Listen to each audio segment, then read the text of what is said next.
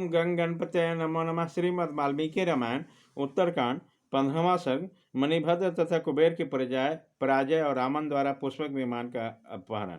अगह जी कहते रघुनंदन, धनाध्यक्षों ने देखा कि हजारों यक्ष प्रवर भयभीत होकर भाग रहे हैं। तब उसमें मणिभद्र नामक एक महायक्ष ने कहा, यक्ष प्रवर रावण पापात्मा दुराचारी है, तुम उसे मार डालो और युद्ध में शोभा पाने वाला वीर यक्षों को शरण दो, उसकी रक्षा करो। महाभाव मणिभद्र अत्यंत दुर्जन वीर थे। कुबेर की उक्त आज्ञा पाकर 4,000 यक्षों की सेना लेकर उसके फाटक पर गए और राक्षसों के साथ युद्ध करने लगे। उसी समय यक्ष गदा, मुसल, प्रास, शक्ति, तोमर तथा मुदगर का प्रहार करते हुए राक्षसों पर टूट पड़े। वे घोर युद्ध करते हुए बाज पक्षी की तरह तीव्र गति से सबोर विचरने लगे। कोई कहता मुझे युद्ध के अवसर दो, दूसरा बोलता मैं यहाँ से पीछे हटना नहीं चाहता, फिर तीसरे बोलता मुझे अपना हथियार दो। उस तुमुल युद्ध को देखकर देवता, गंधर्व, ब्रह्मवादी ऋषि भी बड़े आश्चर्य पड़ गए। उस रणभूमि में प्रहस्त ने 1,000 यक्षों का संहार कर डाला। फिर महोदर ने एक दूसरे सहस्र प्रशंसनीय यक्षों का विनाश किया। राजा ने उसी समय कुपित हुए रणोत्सुक मारीच ने पलक मारते मारते शेष 2,000 यक्षों को धराशायी कर दिया। पुरुष सिंह, कहाँ रक्षों का सरलतापूर्वक युद्ध और कहाँ राक्षसों का महामाया संग्राम। वह अपने माया बल के भरोसे यक्षों के अपेक्षा अधिक शक्तिशाली सिद्ध हुए। उस महासागर में धूम्राक्ष ने आकर क्रोधपूर्वक मणिभद्र की छाती में मुसल का प्रहार किया, किंतु उससे विचलित नहीं हुए। फिर मणिभद्र ने गदा घुमाकर उसे राक्षस के धूम्राक्ष के मस्तक पर दे मारा। उसके चोट से व्याकुल होकर धूम्राक्ष धरती पर गिर पड़ा। धूम्राक्ष को गदा के चोट से घायल और खून से लथपथ होकर पृथ्वी पर पड़ा देखकर दशमुख रावण रणभूमि ने मणिभद्र पर धावा किया। दशानन को क्रोध में भरकर दावा करता था कि यक्ष प्रमुख मणिभद्र ने उसके पर 3 शक्तियों द्वारा प्रहार किया। चोट खाकर रावण ने रणभूमि में मणिभद्र के मुकुट पर वार किया। उसके इस प्रहार में मुकुट खिसक कर बगल में आ गया। तब से मणिभद्र यक्ष पार्श्वमौली के नाम से प्रसिद्ध हो गया। महामना मणिभद्र यक्ष युद्ध से भाग चले। राजा ने उसके युद्ध से विमुख होते उस पर्वत पर राक्षसों का महान सिंहनाद सबोर फैल गया।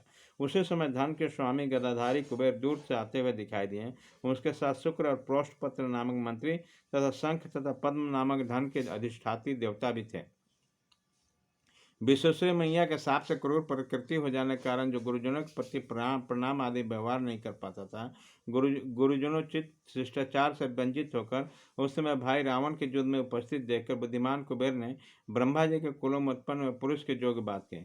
दुर्विधि दशग्रीव, मेरे मना करने पर भी उस समय तुम समझ नहीं पा रहे हो, किंतु आगे चलकर जब इस कुकर्म का फल समझोगे तब तुम नरक में पड़ोगे। उसी समय मेरी बात समझ में आएगी। जो खोटी बुद्धि वाला पुरुष मोहवश विष को पीकर भी विष नहीं समझता है, उसे उसका परिणाम प्राप्त हो जाने पर भी अपने किए हुए उस कर्म का फल का ज्ञान होता है। तुम्हारे किसी व्यापार से या किसी मान्यता अनुसार कितना हो धर्मयुक्त क्यों न, देवता प्रसन्न नहीं होते, इसलिए तुम ऐसे क्रूर भाव को प्राप्त हो गए। परंतु ये बात तुम्हारे समझ में नहीं आती। जो माता पिता, ब्राह्मण और आचार्य का अपमान करता है वह जमराज के बस में रहकर उस पाप का फल भोगता है।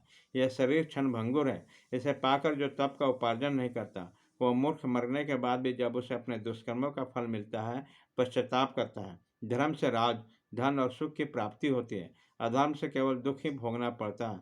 अतः सुख के लिए धर्म का आचरण करें, पाप को सर्वथा त्याग दें। पाप का फल केवल दुख है और उसे स्वयं ही वहाँ भोगना पड़ता है। इसलिए जो मूढ़ पाप करेगा वो मानव स्वयं ही अपना वध करेगा। किसी को दुर्बुद्धि पुरुष को शुभ कर्म का अनुष्ठान और गुरुजनों के सेवा किए बिना स्वेच्छा मात्र से उत्तम बुद्धि की प्राप्ति नहीं होती। वह जैसा कर्म करता है वैसा ही फल भोगता है। संसार के पुरुषों को सुबुद्धि, सुंदर बल, रूप, वैभव, वीरता, पुत्र आदि की प्राप्ति पुण्य कर्मों के अनुष्ठान से ही होती है। इस प्रकार तुम्हें अपने दुष्कर्मों के कारण नरक में जाना पड़ेगा, क्योंकि तुम्हारी बुद्धि ऐसे पापासक्त हो गई है। दुराचारियों से बात नहीं करना चाहिए, यही शास्त्रों का निर्णय है। अतः मैं भी अब तुमसे कोई बात नहीं करूँगा। इसी तरह की बात कहकर उसने रावण के मंत्रियों से कहा। फिर उसने उन पर शस्त्रों द्वारा प्रहार किया। इससे आहत होकर मारीच आदि सब राक्षस युद्ध में मुंह पोड़कर भाग गए। तदंतर महामनि यक्षराज कुबेर ने अपनी गदा से रावण के मस्तक पर प्रहार किया। उससे आहत होकर भी वो अपने स्थान से विचलित नहीं हुआ।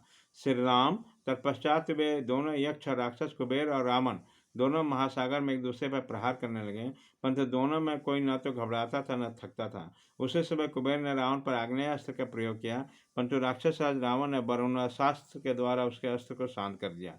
तत्पश्चात उस राक्षस राज ने राक्षसी माया का आश्रय लिया और कुबेर को विनाश करने के लिए लाखों रूप धारण कर लिया।